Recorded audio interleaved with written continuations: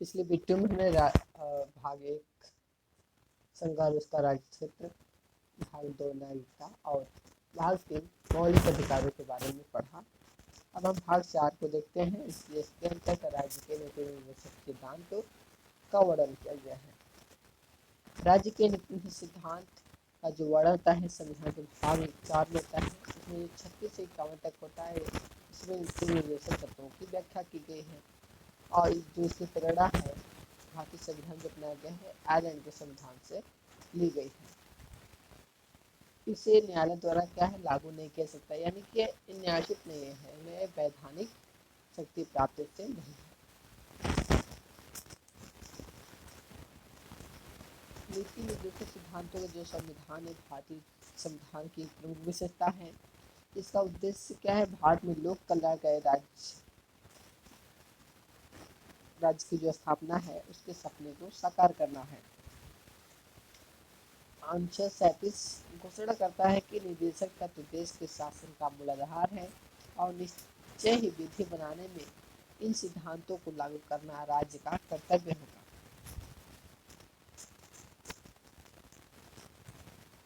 निदेशक तत्वों को लागू करने के लिए संसद मूल अधिकारों में भी संशोधन कर सकती है और इस प्रकार का विधान यानी प्रावधान जब तक वह संविधान किसी बुनियादी विशेषता का उल्लंघन नहीं करता है विधि मान्य माना जाएगा। हम निर्देशक तत्वों की क्रियान्विति के लिए दृढ़ संकल्प हैं और यदि इसके लिए मौलिक अधिकारों में भी संशोधन करना पड़े तो करेंगे। यह कथन किसने कहा था, तो इंदिरा गांधी ने कही थी। अनुच्छेद इसमें कुछ आर्टिकल जो दिया है उसका हम शॉर्ट में देख लेते हैं। अनुच्छेद 37 में क्या दिया है, इस भाग में अंतर्विष्ट तत्वों का लागू होना। अनुच्छेद 38 राज्य लोक कल्याण की अभिवृद्धि के लिए सामाजिक व्यवस्था बनाएगा जिससे क्या होगा, नागरिकों को सामाजिक आर्थिक और राजनीतिक न्याय प्राप्त हो सके। अनुच्छेद 39 क्या करता है, 39 समान न्याय और निःशुल्क विधिक सहायता, यानी समान कार्य के लिए समान वेतन दी जाएगी। अनुच्छेद 39 का क्लॉज ए क्या कहता है, समान न्याय और निःशुल्क विधिक सहायता। 39 में था राजदार अनुसरण पुस्तक तो था इसमें। इसी का क्लॉज ए में समान न्याय और निःशुल्क विधिक सहायता है और समान कार्य के लिए समान वेतन व्यवस्था। और क्लॉज 19 का इसमें बी ने दिया है तो बी भी बता देते हैं, सार्वजनिक धन का स्वामित्व नियंत्रण इस प्रकार करना ताकि सार्वजनिक हित का सर्वोत्तम साधन हो सके। अनुच्छेद 39 का गृह अपराध में दिया है जिसमें धन का समान वितरण के बारे में बताया गया है। अनुच्छेद 39 का जो अनुच्छेद 40 है उसमें ग्राम पंचायतों का संगठन। अनुच्छेद 41 में कुछ दशाओं में काम, शिक्षा और लोक सहायता पाने का अधिकार। अनुच्छेद 42 में क्या है, काम की न्याय संगत और मानवोचित दशाओं का प्रसूति सहायता का अनुबंध राज्य करेगा। अनुच्छेद 43 क्या है, कर्मकारों के लिए निर्वाह मजदूरी एवं कुटीर उद्योग को प्रोत्साहन देना। अनुच्छेद 43 का क्लॉज ये क्या है, ये कहता है कि उद्योगों के प्रबंध में कामगारों का भाग, यानी कि जो हमने बताया कुटीर उद्योग का प्रोत्साहन देना उसके लिए। अनुच्छेद 43 का क्लॉज बी सहकारी समितियों को बढ़ावा देगा। अनुच्छेद 44 क्या है, नागरिकों के लिए एक समान सिविल संहिता होगी। अनुच्छेद 46 अनुसूचित जातियों, अनुसूचित जनजातियों और अन्य दुर्बल वर्गों की शिक्षा और अर्थ संबंधी हितों की रक्षा की अभिवृद्धि राज्य करेगा। अनुच्छेद 47 का है, पोषाहार स्तर और जीवन स्तर को ऊंचा करने तथा लोक स्वास्थ्य का सुधार करने का राज्य का कर्तव्य होगा। अनुच्छेद 48 कृषि एवं पशुपालन का संगठन। अनुच्छेद 48 का क्लॉज ए कहता कि पर्यावरण का संरक्षण, इतिहास संवर्धन और वन्य तथा वन्य जीवों की रक्षा। अनुच्छेद 49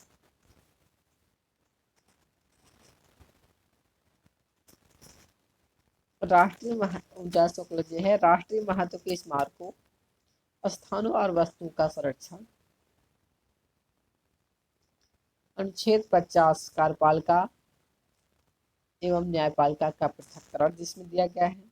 अनुच्छेद 51 में अंतर्राष्ट्रीय शांति और सुरक्षा की अभिवृद्धि।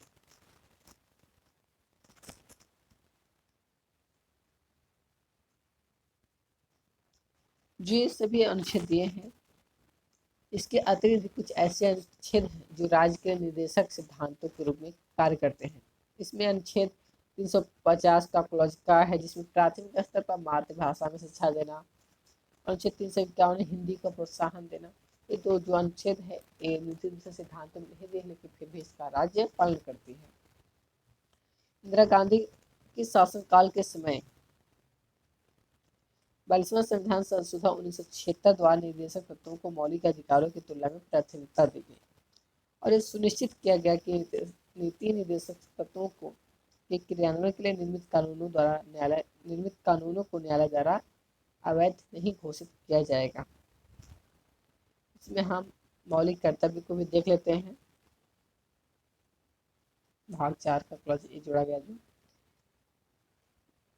जो मौलिक कर्तव्य सरदार स्वर्ण सिंह समिति के अनुशंसा पर जो संविधान में के 42वें संविधान संशोधन 1976 के द्वारा मौलिक कर्तव्य को संविधान में जोड़ा गया।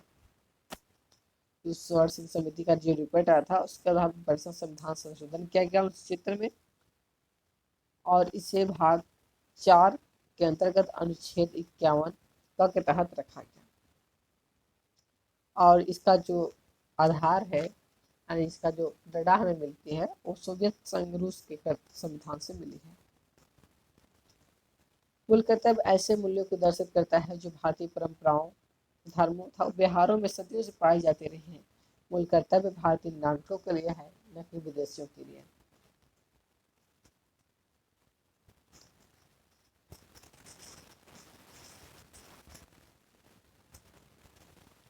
निर्देशक तत्वों की तरह मूल कर्तव्य गैर न्यायोचित है। संविधान में यानी सीधे न्यायालय के जरिए क्रियान्वयन के लिए बाध्य नहीं किया सकता, इसकी व्यवस्था नहीं है। यानी कि हानि के खिलाफ कोई कानूनी शक्ति नहीं है, यद्यपि संसद उपयुक्त विधान द्वारा इनके क्रियान्वयन के लिए स्वतंत्र है। 41वें संविधान संशोधन के अंतर्गत मौलिक कर्तव्य सांवैधिक कर्तव्य है। इन कर्तव्यों के अनुपालन में विफल होने पर दंड का आरोपण करने के लिए संसद विधि बनाकर दंड का विधान कर सकती है। इस प्रकार 51A में मूल कर्तव्य दिया है। इस प्रकार आज की क्लास यही समाप्त होती है। नेक्स्ट वीडियो में हम भाग 5 इसमें संघ के बारे में पढ़ेंगे।